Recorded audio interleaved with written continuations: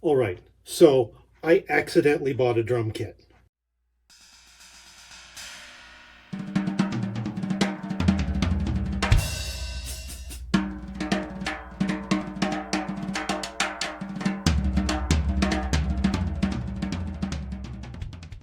Now, I know some of you are probably wondering, what in Sam Hill's offshore tax haven do I need with another drum set? First of all, I'm a drummer. If you're asking that question, you're already asking the wrong question. Your second question might be, how do you accidentally buy a drum kit? Around here, one project leads to another. For example, the last kit that I played in my last video was the Totally Not a DW drum kit, which I built from spare parts cast off from both Project 303 and my old Piccolo Tom kit.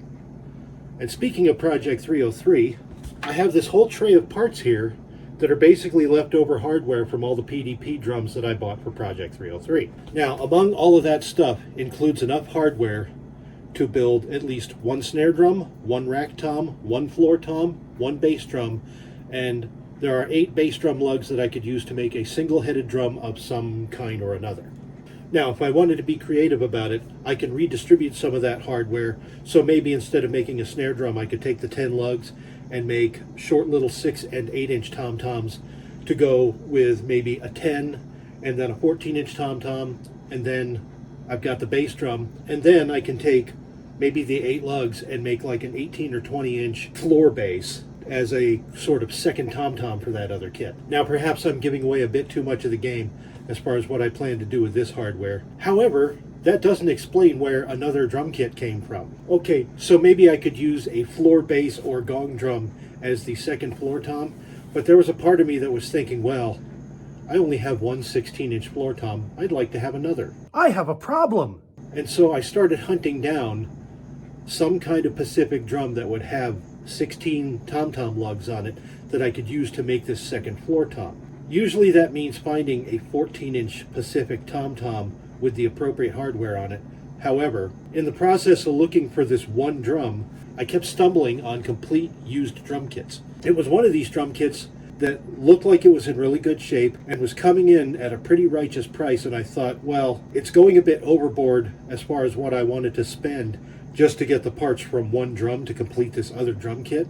However, I felt like getting a complete extra drum kit out of the deal kind of helped offset whatever extra money I might have spent. I felt like I could have my cake and eat it too by taking my parts drum out of this kit that I found and then saving the rest of the kit as its own creature for whatever future use I might have for it. So the kit in question is a PDP MXR series in Cherry to Black Fade. Now, MXR as opposed to MX series meant that these were the rock sizes. So basically, their 3 largest tom-toms from the catalog kitted together with a 24-inch bass drum. And as a bonus, the 24-inch bass drums usually came with a virgin kick, which is good because it's always easier to add a tom-tom mount later, whereas taking the thing off leaves you with a gigantic hole problem. When the kit finally arrived, as good as it looked in the pictures, in person, it wasn't quite so hot. To put it bluntly, this kit looked like it had been sitting in some seaside resort as the house kit, just getting attacked by all manner of salt spray and Lord knows what else. I mean, this hardware was crunchy. So fortunately it wasn't rust, it just seemed kind of gunky. So I thought, all right, well, I've actually dealt with worse than this, having purchased kits from high humidity environments before. One kit I bought came from Georgia, I think, and this one came from California. All right, well, what do we do? Well, I actually tried something on the Georgia kit that ended up working out pretty well on this one. So I went ahead and I stripped all the hardware off. Took everything that could be bolted onto the drum and removed it entirely. And then I disassembled each part. So all the lugs had their swivel nuts and the swivel nut retainers removed and separated out. Basically, I put all the metal parts with the metal parts and all the non-metal parts in a whole other spot.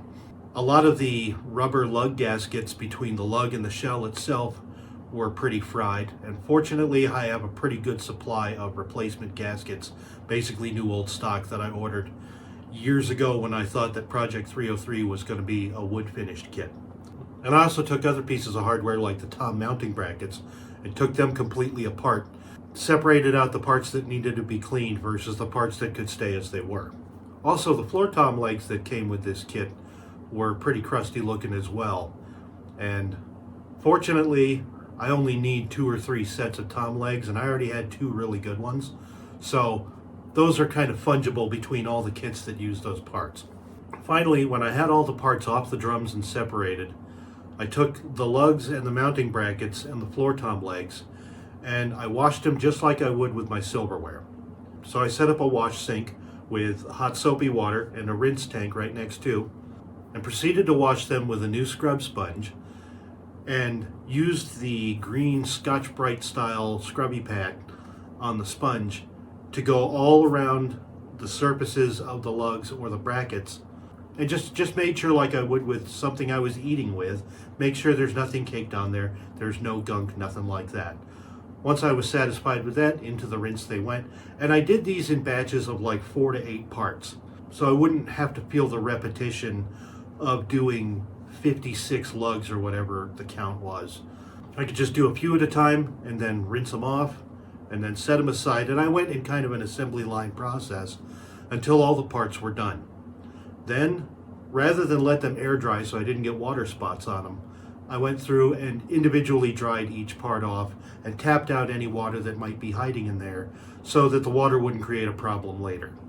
And then I reassembled the drums using fresh gaskets where needed. I also happen to have a stash of extra suspension tom mounts and brackets and hoops where needed. So if anything was giving me any trouble getting clean right away, I just swapped it out for a part that was already clean, and then I can go back and deal with that other stuff later. And eventually had all the drums reassembled. I also cleaned the shells while I was at it, and I had got all the drums reassembled, put back together, and then put a round of fresh heads on the tom toms, and the kit was ready to go. The bass drum did not need a new head, by the way. It was after I had cleaned the 12, the 16, and the 24 that I was like, I'd really like to get that 14 in there as part of the kit. Just make this a fuller kit. And so that's when I made the decision that I didn't necessarily need that drum for the other project. And so now I have a complete from the factory Pacific drum kit, unmodified by me. All I did was basically fix things up and get it pretty again. So now let's take a look at the finished product.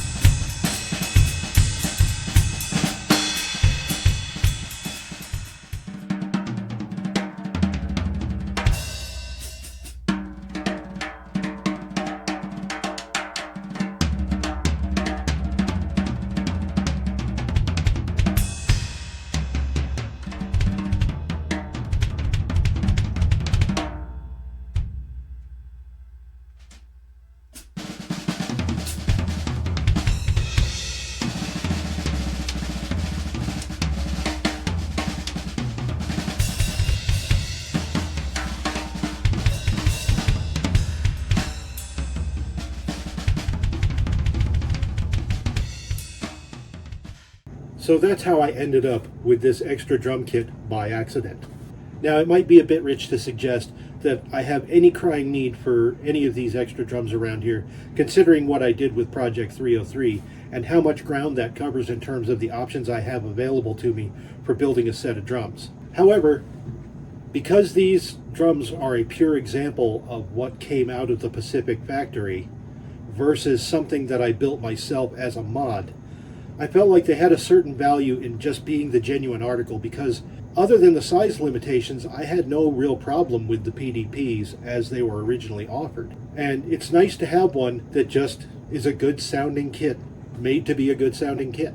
And the other thing is, between the MX series and the MXRs, and also between the CX series and the CXRs, if you pay attention to the colors they offered out of the factory, you'll notice that the color I have is one of 2 R series kits that actually matched the other drums that were being offered within that same lineup, thus expanding my ability to add on to this kit should I happen to find other drums from the factory that match it later.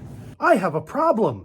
It might get harder and harder to find a genuine article that's in good condition, hasn't been modified in any way, and somebody's willing to let go for a decent price. Since this drum kit was unintentional, it might end up being a happy accident within itself, or it might lead to something larger. And when it does, I'll make that the subject of another video. But for now, it's a nice set of drums, and I'm pretty pleased to have it, even if by accident. Anyway, I'm Mike Lindsay. Thanks for coming out.